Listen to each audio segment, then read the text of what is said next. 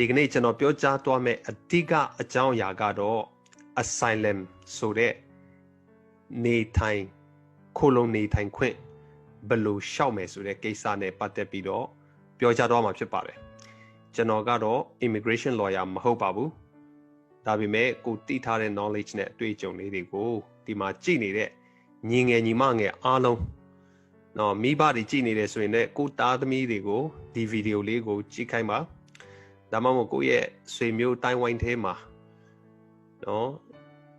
ညီငယ်ညီမငယ်ကျွန်တော်ရည်ရွယ်ချက်ရှိတဲ့သူတွေကိုဒီဗီဒီယိုလေးပြပေးပါအဲ့တော့ American နိုင်ငံမှာအခြေချနေထိုင်ခွင့်ဒါမှမဟုတ်နိုင်ငံမှာခိုလုံနေထိုင်ခွင့်ဘယ်လိုရှောက်မလဲဆိုတဲ့ကိစ္စနဲ့ပတ်သက်ပြီးတော့မှအထူးသဖြင့်တော့ asylum ဆိုတဲ့ခိုလုံနေထိုင်ခွင့်နဲ့ပတ်သက်ပြီးတော့ကျွန်တော်ပြောကြားတော့မှာဖြစ်ပါတယ်အဲ့တော့ဒီနိုင်ငံမှာကျွန်တော် American ဆိုတာက immigrant နိုင်ငံဖြစ်ပါတယ်နိုင်ငံခြားနိုင်ငံတိုင်းကနဲ့ဝင်ရောက်နေထိုင်ပြီးတော့မှ American မှာအခြေချနေထိုင်ကြတာဖြစ်ပါတယ်အဲ့တော့ဒီလိုတချို့ကတော့တရားဝင်ရောက်လာတာရှိတယ်လို့တချို့ကတော့နယ်စပ်ကနဲ့တရားမဝင်ရောက်လာတာရှိပါတယ်ဒါပေမဲ့ immigration policy ကိုကျွန်တော်အများကြီးမတွားတော့ပါဘူးသမ္မတ Joe Biden တက်လာမယ်ဆိုရင်ဒီနိုင်ငံရဲ့ immigration အခြေအနေကအပြောင်းလဲတွေရှိနိုင်ပါတယ်အပြောင်းလဲတွေလည်းလာမှာဖြစ်ပါတယ်အဲ့တော့ကျွန်တော်တို့ဘယ်လိုပြင်ဆင်ကြမလဲနော်ဒါအခွင့်အလမ်းတစ်ခုပေါ်ပေါက်လာရင်ကျွန်တော်တို့အဲ့ဒီအခွင့်အလမ်းအတွက်ကျွန်တော်ပြင်ဆင်နိုင်ဖို့အတွက်ဒီမှာကြည့်နေတဲ့ညီငယ်ညီမငယ်အားလုံးကိုကျွန်တော်ဝေမျှလိုက်တာဖြစ်ပါတယ်အဲ့တော့ asylum ဆိုတာကတော့နိုင်ငံတွင်းမှာနေထိုင်ခိုလုံတရားဝင်ခိုလုံနေထိုင်ခွင့်ဖြစ်ပါတယ်အဲ့တော့ asylum ရဲ့ qualification ကဘာတွေလဲဆိုတော့မိမိရဲ့နိုင်ငံမှာလူမျိုးရေးဘာသာရေးဒါမှမဟုတ်ရဲ့နိုင်ငံသား nationality ပေါ့မြန်မာနိုင်ငံသားပေါ်မှာအခြေခံပြီးတော့မှဒါမှမဟုတ်ရင်ကျွန်တော်တို့နိုင်ငံရေးအမြင်သုံးသပ်မှုပေါ်မှာအခြေခံပြီးတော့မှသို့မဟုတ်လူမှုရေးအဖွဲ့အစည်းတစ်ခုခုပေါ်မှာကျွန်တော်တို့အခြေခံပြီးတော့မှကျွန်တော်တို့အတွက်နိုင်ငံမှာလုံခြုံမှုမရှိဘူးကိုယ့်ရဲ့နိုင်ငံထဲမှာကျွန်တော်တို့ပြန်ရောက်ဖို့ရန်အတွက်ခက်ခဲတဲ့သူတွေပေါ့နော်ဒီလိုအကြောင်းပြချက်ခက်ခဲတယ်ဆိုတဲ့အကြောင်းပြချက်တစ်ခုခုကိုကျွန်တော်တို့ဖော်ပြနိုင်အောင်မှာဖြစ်ပါတယ်အဲ့ဒီလိုဖော်ပြနိုင်တယ်ဆိုရင်တော့ဒီနိုင်ငံမှာ asylum တရားဝင်ရှောက်ဖို့အတွက် qualify ဖြစ်ပါတယ်တော့မြန်မာနိုင်ငံသားအနေနဲ့ဒီ American အစိုးရကနဲ့ asylum ရှောက်ခွင့်ရှိတဲ့နိုင်ငံဆိုပြီးတော့သတ်မှတ်ထားတာဖြစ်ပါတယ်ဥပမာအာရှမှာဆိုရင်တချို့ asylum တချို့နိုင်ငံတွေကဒီနိုင်ငံမှာ asylum နေထိုင်ခွင့်ရှောက်လို့မရပါဘူးဒါကြောင့်မို့မြန်မာနိုင်ငံသားတယောက်အနေနဲ့ဒီ American မှာနော်ခိုလုံနေထိုင်ခွင့်ရှောက်ခွင့်ရှိတဲ့နိုင်ငံတွေမှာတခုပါဝင်ဖြစ်ပါတယ်အဲ့တော့ဘယ်လိုရှောက်မလဲဆိုရင်နံပါတ်1တစ်ချက် American မှာကျွန်တော်တရားနော်ဝင်ရောက်လာတာကတော့ပို့ပြီးတော့ကောင်းပါတယ်တရားဝင်ရောက်လာတော့သူဖြစ်ရပါမယ်ဘယ်လိုပဲဖြစ်ဖြစ်ဒီမှာတရားဝင်လာတယ်ဆိုရင်တော့ဒါရှောက်ခွင့်ရှိတာဖြစ်ပါတယ်ကျောင်းသားဖြစ်ဖြစ်တင်ပေါ်သားဖြစ်ဖြစ်เนาะကျွန်တော် visitor ဆိုတဲ့ဒီဟောပေါ့visitor visa နဲ့ဖြစ်ဖြစ်ပေါ့ B1 B2 တော့ပေါ့เนาะပြီးရင်အလုပ်ကိုင် visa နဲ့ဖြစ်ဖြစ်ဒါမှမဟုတ်ရင် student exchange visa နဲ့ဖြစ်ဖြစ်ဘယ်လိုပဲရောက်လာဒီမှာနေထိုင်ခွင့်ရှောက်လို့ရတာဖြစ်ပါတယ်အဲ့တော့ American ကိုရောက်လာပြီဆိုရင်နံပါတ်1အချက်ကတော့ကျွန်တော် application ကိုရှောက်အောင်မှာဖြစ်ပါတယ် I-589 လို့ခေါ်ပါတယ်အဲ့ဒါကတော့ရောက်လာပြီးတစ်နှစ်အတွင်းမှာဒီရဲ့ application ကိုရှောက်ပြီးတော့မှဖြည့်ပြီးတော့မှရှောက်ရတာဖြစ်ပါတယ်အဲ့ဒီလို application ကိုဖြည့်ပြီးတော့မှရှောက်တဲ့အခါမှာကိုယ့်ရဲ့နော်ဖြစ်ခဲ့တဲ့နော်ဒီသမိုင်းအကျဉ်းပေါ့ပြောမယ်ဆိုရင်ကိုယ့်ရဲ့ story ကိုရေးပြီးတော့မှတစ်ခါတည်းတင်ရတာဖြစ်ပါတယ်အဲ့တော့အဲ့ဒါတင်ပြီးသွားတဲ့အခါမှာ ဆိုရကနေကျွန်တော်တို့ကို background check လုပ်မှာဖြစ်ပါတယ် background check လုပ်ပြီးတော့မှအဲ့ဒီလျှောက်လွှာကိုလက်ခံရရှိပါတယ်ဆိုတဲ့နော်ဒီအကြောင်းကြားစာရလာမှာဖြစ်ပါတယ်အဲ့ဒီလိုအကြောင်းကြားစာရပြီးတဲ့နောက်မှာကျွန်တော်တို့နော်ဘယ်နေရာမှာဘယ်အချိန်မှာကျွန်တော်တို့လက်ပွေတွားနေရပါမယ်ဆိုတဲ့စာခေါ်စာကျွန်တော်တို့စီမှာရောက်လာမှာဖြစ်ပါတယ်တယောက်နဲ့တယောက်အချိန်ကာလကြာမြင့်ခြင်းမတူပါဘူးတချို့ကတော့တစ်လအတွင်းမှာတချို့ကတော့နော်2လအတွင်းမှာကျွန်တော်ရောက်လာတာဖြစ်ပါတယ်အဲ့ဒီလိုခေါ်လာပြီဆိုရင်လက်ပွေတွားနေရမှာဖြစ်ပါတယ်လက်ပွေနှိပ်ပြီးတဲ့နောက်မှာကျွန်တော်တို့ interview စာနဲ့ခေါ်လာမှာဖြစ်ပါတယ်အဲ့ဒီလို interview စာခေါ်လာတဲ့ကာလလည်းပဲတယောက်နဲ့တယောက်မတူပါဘူးတချို့ကတော့နော်4လဒါမှမဟုတ်ဒီမှာအစိုးရရေးထားတာကတော့21ရက်ရေးထားပါတယ်ဒါပေမဲ့ asylum case ကတယောက်နဲ့တယောက်မတူတယ်လို့အထူးသဖြင့်နော်ပြည်နယ်အလိုက်ကျွန်တော်တို့ရှောက်တဲ့နေရာပေါ်မှာမူတည်ပြီးတော့မှကျွန်တော်တို့ခေါ်လာတဲ့အချိန်မတူကြပါဘူးအဲ့တချို့ကတော့4လရတာရှိတယ်တချို့ကတော့9လမှာ interview ခေါ်တာရှိပါတယ်တချို့ကတော့တစ်နှစ်မှခေါ်တာရှိပါတယ်တချို့ဆိုရင်2နှစ်လောက်မှခေါ်တာတော့မှရှိပါတယ် interview ခေါ်လာပြီးဆိုရင်ကျွန်တော်တို့ interview ကြတော့ဘယ်ကခေါ်တယ်လဲဆိုတော့ကိုနေတဲ့မြို့ဖြစ်ချင်မှဖြစ်မှာပါအမေရိကန်မှာ interview ခေါ်တဲ့ asylum office 8နေရာရှိပါတယ်အဲ့ဒီ8နေရာကနဲ့ကိုနဲ့အနီးဆက်ဆုံးပြည်နယ်ကဌာနတစ်ခုခုကနဲ့ကို interview ခေါ်လာပါမယ်ခေါ်လာတဲ့အခါမှာသူတို့ကစာနဲ့တကွအချိန်အတိအကျနေရာအချိန်နေ့ရက်နော်အဲ့လိုခေါ်လာမှာဖြစ်ပါတယ်အဲ့ဒီလိုခေါ်လာတဲ့အခါကိုကတွားပြီးတော့မှ interview တွားလုပ်ရမှာဖြစ်ပါတယ် interview လုပ်တဲ့အခါမှာဘာသာပြန်လိုအပ်တယ်ဆိုရင်ကိုဟာကိုဘာသာပြန်ရှာပြီးတော့မှခေါ်တွားမှာဖြစ်ပါတယ်သူတို့ကလည်းဘာသာပြန်မပေးပါဘူးအဲ့တော့ interview တွားတဲ့အခါမှာအနည်းဆုံးတချို့ကတော့ interview မိနစ်20ကြာတဲ့လူရှိပါတယ်တချို့ကတော့30တချို့ကတော့မိနစ်40တချို့ကတော့တနာရီကြောကြာတာလည်းရှိပါတယ်အဲ့တော့ကိုယ့်ရဲ့ဖြေကြားမှုပုံမှာသူတို့နားထောင်ပြီးတော့မှ immigration officer တွေကနဲ့ကျွန်တော်တို့ကိုနော်ဒါမှတ်ချက်ချပြီးတော့မှဒီ immigration interview လုပ်တဲ့ immigration officer ကနဲ့သူ့ရဲ့ boat အဖွဲ့ကိုတွားပြီးတော့တင်ပြတာဖြစ်ပါတယ်အဲ့ဒီမှာတင်ပြပြီးသူတို့သဘောတူညီမှုရရှိသွားတဲ့အခါမှာဆိုရင်ကို interview ပြီးတဲ့နောက်ကိုကနော်ဒီအကြောင်းကြားစာလာတာဖြစ်ပါတယ်သူတို့ရဲ့ဆုံးဖြတ်ချက်ပေါ့နော် decision အကြောင်းကြားစာရလာတာဖြစ်ပါတယ်တကယ်လို့အဲ့ဒီ interview အောင်တယ်ဆိုရင်တော့တခါတည်းကျွန်တော်တို့ကအမေရိကန်မှာအခြေချနေထိုင်ဖို့အတွက်တရားဝင်ရရှိတာဖြစ်ပါတယ်အဲ့ဒီ interview အောင်မအောင်เนาะကျွန်တော် result ပေါ့အဖြေကိုဘယ်အချိန်လောက်မှသိရတယ်လဲဆိုတော့အတိအကျမရှိပါဘူးတယောက်နဲ့တယောက် case လည်းမတူတဲ့အတွက်ကြောင့်ပြည်နယ်အလိုက်လည်းဆိုင်ပါတယ် American မှာ immigration officer တွေကเนาะသူတို့ process လုပ်ရတဲ့စာရွက်စာတမ်းတွေကိုရှေ့မှာတန်းစီနေတဲ့သူတွေမြောက်များစွာရှိတဲ့အတွက်ကြောင့်เนาะခုနပြောလို့တယောက်နဲ့တယောက်တော့မတူပါဘူးတချို့ decision ကတော့အယမ်းမြန်ပါတယ်မြန်ဆန်ဆန်ရရှိတဲ့လူကတော့6လအတွင်းမှာရတယ်လို့เนาะတချို့ကတော့တစ်နှစ်ကျော်တချို့ဆိုရင်3နှစ်ကျော်လောက်ထိမရသေးတဲ့လူเนาะတချို့ဆိုရင်9နှစ်လောက်ထိမရဘဲနဲ့စောင့်နေတဲ့လူလည်းရှိတယ်လို့ကြားပါတယ်ဒါပေမဲ့တော်တော်များများကတော့တစ်နှစ်နဲ့2နှစ်ကြားထဲမှာရရှိကြတာဖြစ်ပါတယ်အဖြေရလာပြီဆိုရင်အဲ့ဒီမှာ2ခုရှိပါတယ်ပထမတစ်ခုကတော့ interview အောင်သွားပြီကိုယ့်ရဲ့ case ကိုလက်ခံเนาะဒါအတည်ပြုလိုက်ပြီဆိုတဲ့ဟာပေါ့เนาะအဲ့လိုအတည်ပြုပြီးတော့မှလက်ခံပြီဆိုတာနဲ့ကျွန်တော်တို့ green card ရှောက်ဖို့အတွက်စေးထိုးတာတို့နောက်အစိုးရရဲ့ထောက်ပံ့ခြင်းငွေတို့ကျွန်တော်တို့ benefit လို့ခေါ်ပါတယ်အစိုးရရဲ့ကူညီပံ့ပိုးခြင်းเนาะဒီဟာတွေနောက် ID driver license အလုပ်ကိုင်ရှောက်တာတွေအားလုံးကျွန်တော်တရားဝင်ရရှိသွားတာဖြစ်ပါတယ်အဲ့ဒီအခါမှာကျွန်တော်တို့ဒါတစ်နှစ်သူတို့သတ်မှတ်ထားတဲ့เนาะဒီ vaccine ကာကွယ်ဆေးတွေကိုထိုးပြီးတော့ပြည့်သွားတယ်ဆိုရင်တော့ green card ကိုတရားဝင်ရှောက်လို့ရတာဖြစ်ပါတယ်အဲ့တော့ interview ပြီးသွားတဲ့အခါမှာကျွန်တော်တို့ asylum ရှောက်ပြီးတော့မှအဖြေမရเนาะအဖြေမရသေးတဲ့ကာလဂျားကာလမှာဘယ်လိုလုပ်ရမလဲဆိုရင်ရက်120เนาะအရင်ကတော့120အခုက150လို့ပြောပါတယ်ရက်150ပြည့်သွားတဲ့အခါမှာဆိုရင်တော့အဖြေရမရတရားဝင် ဒီမှာနေထိုင်တဲ့နော်ကျွန်တော်ဒီ social ဆိုတာကမှတ်ပုံတင်နံပါတ်တို့ ID driver license တရားဝင်အလုပ်လုပ်တဲ့ work permit ရှောက်လို့ရတာဖြစ်ပါတယ်အဲ့တော့အလုပ်လုပ်ခွင့်အဲ့ဒီအချိန်မှာကျွန်တော်တရားဝင်ရှောက်ခွင့်ရတာဖြစ်ပါတယ်ရက်150ပြည့်သွားတဲ့အခါမှာအဲ့ဒီအလုပ်လုပ်ခွင့်ရှောက်ပြီးတော့မှအလုပ်လုပ်နေရင်းနဲ့နော်ကျွန်တော်ဒီ immigration ကနဲ့ပေးပို့လာမဲ့အဖြေကိုစောင့်မျှော်ရတာဖြစ်ပါတယ်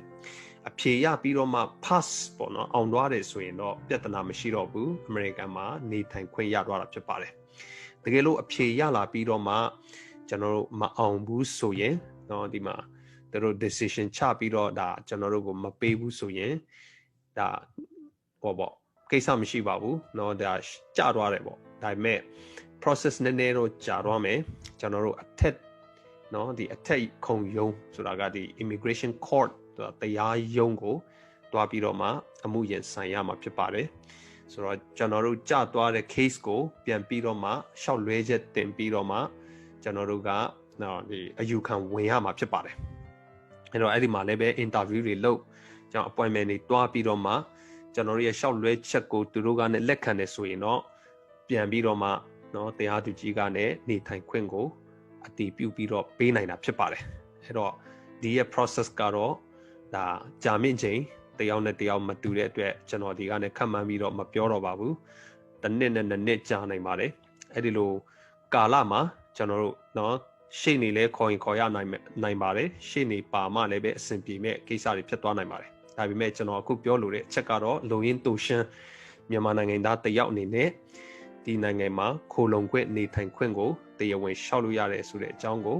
တော့ဒီ American မှာရှိတဲ့ကျောင်းကြီးကွန်မန်မာတွေနောက်ပြီးတော့ဒီမြန်မာပြည်ကနဲ့နော်ဒီလိုရှောက်ဖို့အတွက်ရည်ရွယ်တော်သူနော်အားလုံးအတွက်ကျွန်တော်ဒီမှာဝင်မြလိုက်တာပဲဖြစ်ပါတယ်အဲ့တော့ကျွန်တော်တို့ immigration lawyer ကနဲ့တဆင့်တွားတာကတော့အကောင်းဆုံးဖြစ်ပါတယ် immigration lawyer တွေကနဲ့ကျွန်တော် form ဖြည့်တာတို့ဘာတို့အားလုံးတို့အဆဆုံးဆောင်ရွက်ပေးပါတယ်lawyer ပါမှရှေ့နေပါမှလုပ်လို့ရတာလားဆိုတာလည်းမဟုတ်ပါဘူးကိုဟာကို form ဖြည့်ပြီးတော့မှကိုရဲ့ story ရေးပြီးတော့မှကိုဟာကိုရှောက်လို့ရပါတယ်ဒါပေမဲ့ကိုကမရှောက်တတ်ဘူးဆိုရင်တော့ရှေ့နေငားပြီးတော့မှရှောက်ရတာဖြစ်ပါတယ်ပြည်နယ်တစ်ခုနဲ့တစ်ခုရှေ့နေ900ခါလည်းမတူပါဘူးရှေ့နေ900ခါကပုံမှန်အားဖြင့် form ဖြည့်ပြီးရှောက်ပေးတာကတော့1500နဲ့ဒေါ်လာ2000ကြားထဲမှာရှိပါတယ်ဒါပြည်နယ်နဲ့ဆိုင်တာပေါ့လေနော်အဲ့တော့အဲ့ဒီလိုရှောက်ပြီးတော့ interview ကိုလိုက်ပေးမလိုက်ပေးဆိုတော့တော့ပေါ်မှာသူတို့ဘယ်လောက်ယူလဲဆိုရင်တော့ကျွန်တော်အတိအကျတော့မသိဘူးဒါပေမဲ့ရှေ့နေတယောက်နဲ့တယောက်လည်းသူတို့ charge လုပ်တာမတူပါဘူးတချို့ရှေ့နေတွေကတော့လမ်းစီးနဲ့ဟိုတယ်တဲခလည်းတခါတည်းတောင်းတာဖြစ်ပါတယ်အဲ့တော့ဒေါ်လာ2500ကနေ4000အထိသူတို့တောင်းတာဖြစ်ပါတယ်အဲ့ဒီလို interview တွားတဲ့အခါမှာရှေ့နေပါစရာလိုလားဆိုတော့နော်ကိုတတ်နိုင်ရင်တော့ခေါ်သွားလို့ရတယ်မတတ်နိုင်ဘူးဆိုရင်တော့ခေါ်စရာမလိုပါဘူးလို့ကိုဟာကိုတွားလို့ရပါတယ်လို့ဘာသာပြန်ကတော့ကိုဟာကိုစီစဉ်ပြီးတော့မှခေါ်သွားမှာဖြစ်ပါတယ်โอเคအဲ့တော့ဘာဖြစ်လို့အဲ့ဒီလိုပြောလဲဆိုတော့ကျွန်တော်တို့အားလုံးထင်တာကနော်ဒီခုလက်ရှိအစိုးရပေါ့နော်ဒေါ်နယ်ထရမ့်ရဲ့တက်တန်းမှာ refugee တွေကိုလုံးဝလက်မခံဘူးလို့ပြောပါတယ်ဟုတ်ပါတယ် refugee လက်ခံတဲ့နှုန်းထားကတော်တော်လေးကျသွားတာဖြစ်ပါတယ်အရင်နော်ဒီအစိုးရလက်ထက်တုန်းကတော့ refugee တွေကိုအများဆုံးလက်ခံတဲ့ကာလဖြစ်ပါတယ်အဲ့တော့မြန်မာပြည်ကနဲ့ refugee ကအမေရိကန်မှာအများဆုံးเนาะဒီနိုင်ငံအလိုက်ပြောမယ်ဆိုရင်မြန်မာပြည်က refugee ကအများဆုံးဖြစ်ပါတယ်ထိုင်းကနဲ့တဆင့်မလေးရှားကနဲ့အိန္ဒိယကနဲ့တဆင့်ပေါ့เนาะအဲ့လိုလာရောက်တဲ့ refugee တွေဖြစ်ပါတယ်2019ထဲမှာပဲမြန်မာပြည်က refugee ပေါင်း9000ထဲမှာ88ယောက်ရှိပါတယ်2018မှာ3555ရှိပါတယ်2019မှာမြန်မာပြည်က refugee 4932ယောက်လက်ခံပါတယ်အဲ့တော့နိုင်ငံအလိုက်ပြောမယ်ဆိုရင်မြန်မာပြည်ဟာဆိုရင်နံပါတ်1နေရာမှာချိတ်ပါတယ်နံပါတ်2နေရာမှာတော့ Iraq ဖြစ်ပါတယ်အဲ့တော့ကျန်တဲ့ဟာတွေကတော့ဆင်လိုက်သူ့နံပါတ်နဲ့တူသွားတာပေါ့နော် refugee ဖြစ်ပါတယ်အဲ့လိုပြောလို့ refugee လက်မခံဘူးပြောတဲ့အခါမှာဒါဆိုရင် asylum ရောဆိုတော့ asylum ကြတော့နော်ဒီလက်ရှိအစိုးရပေါ့သမ္မတဒေါ်နယ်ထရမ့်ရဲ့တက်တန်းမှာ asylum အမြင့်ဆုံးအများဆုံးပေးတဲ့အချိန်ဖြစ်ပါတယ်အဲ့တော့ refugee ကတော့မရပေမဲ့ဒီနိုင်ငံမှာရောက်လာပြီးတော့ နိုင်ငံမှာနေထိုင်ခိုလုံနေထိုင်ခွင့်ရှောက်တဲ့သူကိုဒါ approve ပေါ့နော်ဒါပေးလိုက်တာကဆိုရင်အများဆုံးဖြစ်ပါတယ်အဲ့တော့ဒီမှာသူ့ရဲ့ data ကိုကြည့်မယ်ဆိုရင်တော့အများကြီးရှိပါတယ်အများဆုံးကတော့တရုတ်နိုင်ငံကနဲ့နေထိုင်ခွင့်ရှောက်တဲ့လူအများဆုံးဖြစ်ပါတယ်ဒုတိယက Venezuela နော်အဲ့ဒီကနေအဲ့လိုတွားတယ်မြန်မာနိုင်ငံကတော်တော်လေးကိုနည်းပါတယ်ဒါကြောင့်မို့မြန်မာနိုင်ငံသားတယောက်အနေနဲ့အခု refugee လက်မခံသည့်တိုင်အောင်ဘယ်လိုပဲဖြစ်ဖြစ် asylum ကတော့အခုလဲရှောက်လို့ရတယ်လို့လာမဲ့ဂျိုးဘိုင်ဒန်ရဲ့နော်ဒီတက်တန်းအစိုးရလက်ထက်မှာလည်းပဲဒီ immigration မှာတော်တော်လေးကိုဒါပြင်ဆင်ထားလို့ရပါတယ်ဆိုတဲ့အကြောင်းကိုကျွန်တော်ပြောကြားလိုတာဖြစ်ပါတယ်အဲ့တော့မလေးရှားတို့ထိုင်းတို့မှာအိန္ဒိယတို့မှာ refugee အနေနဲ့စောင့်နေတဲ့လူတွေအတွက်လည်းပဲသတင်းကောင်းဖြစ်ပါတယ် refugee လက်ခံတဲ့ရာခိုင်နှုန်းအင်မတန်မှမြင့်ဖို့ရှိပါတယ်ထို့များမကပါဘူးကျွန်တော်တို့မြန်မာနိုင်ငံကနဲ့လာရောက်ပြီးတော့ဒါမှမဟုတ်ခုနပြောဒီမှာနေထိုင်တော့မြန်မာပြည်သူများကျွန်တော် asylum ရှောက်မယ်ဆိုရင်တော့ဒါလက်ခံနိုင်တဲ့ရာခိုင်နှုန်းကအင်မတန်မှမြင့်ပါတယ်ဆိုတဲ့အကြောင်းကိုကျွန်တော်ပြောကြားလိုပါဖြစ်ပါတယ်အဲ့တော့ကျွန်တော်ရဲ့ chat box မှာလည်းပဲဒါမှမဟုတ် WhatsApp မှာလည်းကျွန်တော်တချို့တော့ဖြေချပေးပါတယ်အဲ့လိုပြောလို့ကျွန်တော်ကခကျင်းဝေယူပြီးလောက်တာတော့မဟုတ်ပါဘူးမေတ္တာစေတနာအားဖြင့်တချို့အရေးကြီးတဲ့ကိစ္စတွေမှာကျွန်တော်ပြောကြားပေးတာဖြစ်ပါတယ်ဒါပေမဲ့ကျွန်တော်အရောက်တိုင်းကိုဖြေချနိုင်ဖို့ဆိုရင်လည်းကျွန်တော်အချိန်မရပါဘူးဒါကြောင့်မို့အရေးကြီးတော့သူကျွန်တော်မေးခွန်းပေါ်မှာမူတည်ပြီးတော့မှကျွန်တော်ဖြေချပေးသွားပါမယ်ဒီ asylum ဆိုတဲ့ concept ကိုတမန်ကျမ်းစာထဲမှာလည်းပဲကျွန်တော်တွေ့ရတာဖြစ်ပါတယ်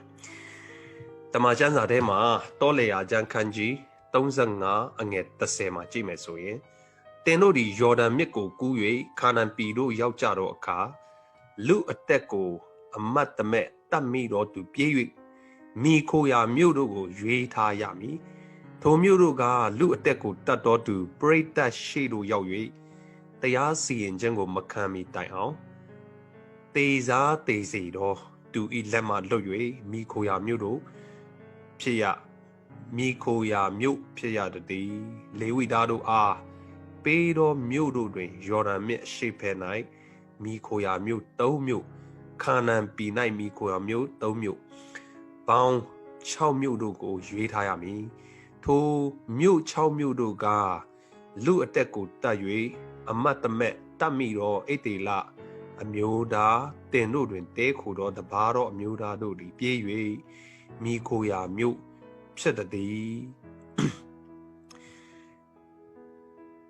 အိတေလဆိုတာက Israel လူမျိုးကိုပြောတာဖြစ်ပါတယ်အဲ့တော့ဒီရဲ့ idea concept က Israel နိုင်ငံကနဲ့စပြီးတော့မှပေါ်ပေါက်လာတာဖြစ်ပါတယ်အဲ့တော့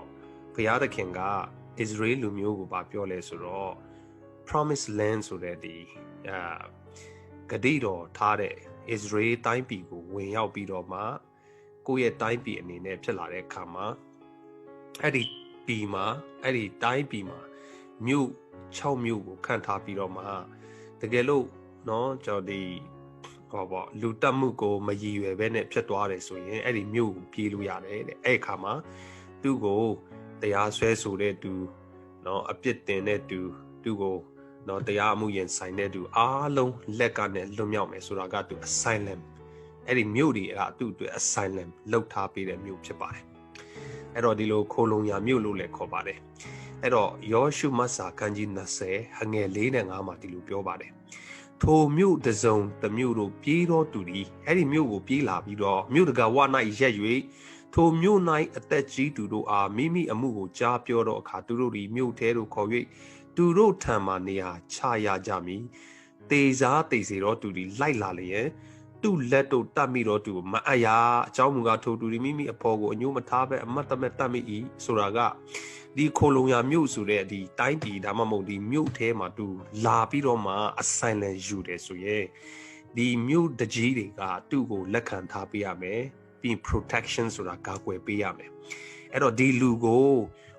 တရေလူတွေကလာပြီးတော့မှနော်သူ့ကိုအမှုဆွဲတဲ့သူတွေကလာပြီးတော့မှအမှုရင်ဆိုင်မှုဒါမှမဟုတ်သူ့ကိုဆွဲချက်တင်မှုသူ့အပြစ်တင်မှုအတွက်ဒါမှမဟုတ်သူ့ကိုလက်စားချေမှုအတွက်ပြန်လာတောင်းတဲ့အခါမှာမြို့တကြီးကအဲ့ဒီလူကိုနော်ဒီ Galeza che, Damamo Pan Sime to your lego Ayabu, Turu lego Maapiabu. To go protection Kakwepiame. Chano the political asylum Pipe, Lumioye Baraye Jamo, no, Pietanari, Katikayoni, Sepiroma, the American Nangango, when out Kolon Nedugo, American Suyagane, no, that Turuye, no, the government, Damamon Tacha. A soya si to abiro no maanambu to do a kakwe be protection be about uma I go Julian accent so John Allen did no to American the sensitive information nangai no the get lower chalati will level to a WikiLeaks tema da ပေါက်ကြားစေတဲ့အတွက်ကြောင့်မို့သူကအမေရိကန်ဆိုရကသူ့လူလာတယ်ဒါပေမဲ့သူတခြားနိုင်ငံမှာထွက်ပြေးတိမ်းရှောင်ပြီးတော့အဲ့ဒီနိုင်ငံမှာခိုလုံခွင့်တောင်းတဲ့အခါမှာ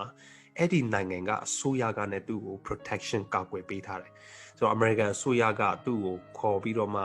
ဒါတရားအမှုမောနော်အမှုရင်ဆိုင်မှုအတွက်ဒါမှမဟုတ်သူ့ကိုဒါတရားစီရင်မှုအတွက်ပေါ့နော်ပြစ်ဒဏ်ချမှတ်ဖို့အတွက်တောင်းဆိုတဲ့အခါမှာအဲ့ဒီအစိုးရတွေကလည်းသူ့ကိုကာကွယ်ပေးတယ်ဒါက asylum ဖြစ်ပါတယ်ဒါကတော့ political asylum ပေါ့နော်အဲ့တော့ American မှာကျွန်တော်ကျောင်းမျိုးကျောင်းရောက်ရှိလာပြီးတော့မှနော်ကိုယ့်ရဲ့ဒီနိုင်ငံမှာဒီ American မှာပေါ့ခိုလုံခွင့်ကိုတောင်းလို့သူမိသူမဆိုဒါသူ့ရဲ့တက်တည်အထောက်ထားခိုင်လုံနေဆိုရင်တော့အစိုးရကလည်းသူ့ကိုနေထိုင်ခွင့်နဲ့ protection ဆိုတာကာကွယ်စောင့်ရှောက်ပေးတာဖြစ်ပါတယ်။ဒါကြောင့်လည်းဒီ immigration process ကတော့နော်ဒီတမန်ကျမ်းစာရဲ့ concept လဲကျွန်တော်ဖြစ်ပါတယ်။ဒီနေ့ဒါကဘာကိုတွားပြီးရည်ညွှန်းပြီးတော့ဖော်ပြခြင်းလဲဆိုတော့အရေးကြီးတဲ့သတင်းစကားကဒါကကျွန်တော်တို့လူသားအားလုံးဟာဒီကနေ့နော်အပြစ်နွန်တန်တရားသေးမှာကျွန်တော်တို့ဆင်းရဲဒုက္ခနော်ဒီတန်တရားသေးမှာကျွန်တော်တို့ကပြဿနာပေါင်းမျိုးစုံနဲ့ကျွန်တော်တို့ရင်ဆိုင်တွေ့ကြုံနေရပြီးတော့မှခက်ခဲခြင်းတွေဝန်ဒုက္ခတွေအများကြီးကျွန်တော်တို့အသက်တာမှာဝမ်းနဲ့ကြေကွဲခြင်းတွေရင်ဆိုင်နေရတဲ့လောကတန်တရားထဲမှာကျွန်တော်အသက်ရှင်နေရတာဖြစ်ပါတယ်အဲ့ဒီလိုခက်ခဲခြင်းဆင်းရဲဒုက္ခတန်တရားသေးကနဲ့ကျွန်တော်တို့က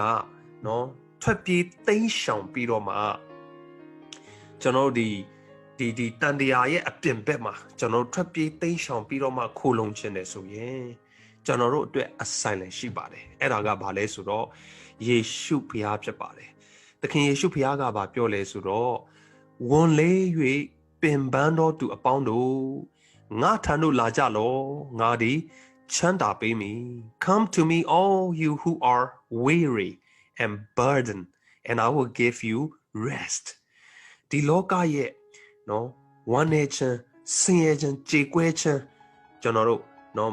မတိမြဲခြင်းထဲမှာကျွန်တော်တို့ကဝန်ထုတ်ဝန်ပိုးနဲ့အသက်ရှင်နေရတယ်ဆိုရင်တော့ကျွန်တော်တို့ကိုခေါ်ဖိတ်တဲ့သူ asylum ပေးတော့သူခိုလုံရာမြို့ဖြစ်တဲ့ယေရှုခရစ်တော်ရှိပါတယ်ယေရှုခရစ်တော်ဖခင်ဟာကျွန်တော်တို့ခိုလုံတော်သူအားလုံးအတွက်ချမ်းသာပေးမယ်ငြိမ်သက်ခြင်းကိုပေးမယ်ဝမ်းမြောက်ပျော်ရွှင်ခြင်းကိုပေးမယ်ယခုဘဝနောင်ဘဝအတွက်တမန်တော်ဘဝအတွက်ကျွန်တော်တို့ကိုစိတ်ချမှုနဲ့အာမခံခြင်းကိုပေးမယ်ဆိုတော့ဘုရားအဲ့တော့ယေရှုခရစ်တော်ဘုရားကကျွန်တော်တို့အတွက်ခိုလုံရာမြို့ဖြစ်ပါတယ်ယေရှုဘုရားကကျွန်တော်တို့အားလုံးအတွက်နားခိုတဲ့နော်ချမ်းသာရာနေရာဖြစ်ပါတယ်အဲ့တော့ဒီလောကကနဲ့နော်ဒီခက်ခဲခြင်းအပြစ်နွန်တန်နေရာထဲကနဲ့ကျွန်တော်တို့ကိုရွေးနှုတ်ကယ်တင်တော့ခိုလုံရာမြို့ဖြစ်တော့ယေရှုခရစ်တော်ထဲမှာကျွန်တော်အားလုံးနော်တွားပြီးတော့မှကျွန်တော်ရဲ့နှလုံးသားအသက်တာကိုစက္ကအနံလိုက်မယ်ဆိုရင်ကျွန်တော်တို့ဟာခိုလုံရာမြို့ထဲမှာကာကွယ်မှုစောင့်ရှောက်မှုအပြည့်နဲ့ benefit အပြည့်နဲ့ကျွန်တော်တို့ကိုငြိမ်သက်ဝမ်းမြောက်ခြင်း benefit ဆိုတာကအကျိုးခံစား권နော်အပြည့်အဝကိုကျွန်တော်တို့ကိုပေးမှာဖြစ်ပါတယ်ဒါကြောင့်မို့ချက်တော်ညီကောင်မောင်မများဒီကနေ့ကျွန်တော်တို့နော် asylum နဲ့ပတ်သက်ပြီးတော့မှပြောကြရင်ဒီ asylum ဆိုတဲ့သဘောတရားသူရဲ့ concept ကိုတမန်ကျမ်းစာနဲ့ဓမ္မနော်သဘောနဲ့ကျွန်တော်တွေးပြီးတော့မှစဉ်းစားကြည့်တဲ့အခါမှာကျွန်တော်ဒီရုပ်ခန္ဓာအတွက်ကျွန်တော်တို့ asylum လိုအပ်တယ်လို့ကျွန်တော်တို့ရဲ့နော်ဒီနာမ်ဝိညာဉ်အတွက်ကျွန်တော်တို့ရဲ့စိတ်ဝိညာဉ်အတွက်လည်းပဲကျွန်တော်တို့ asylum လိုအပ်ပါတယ်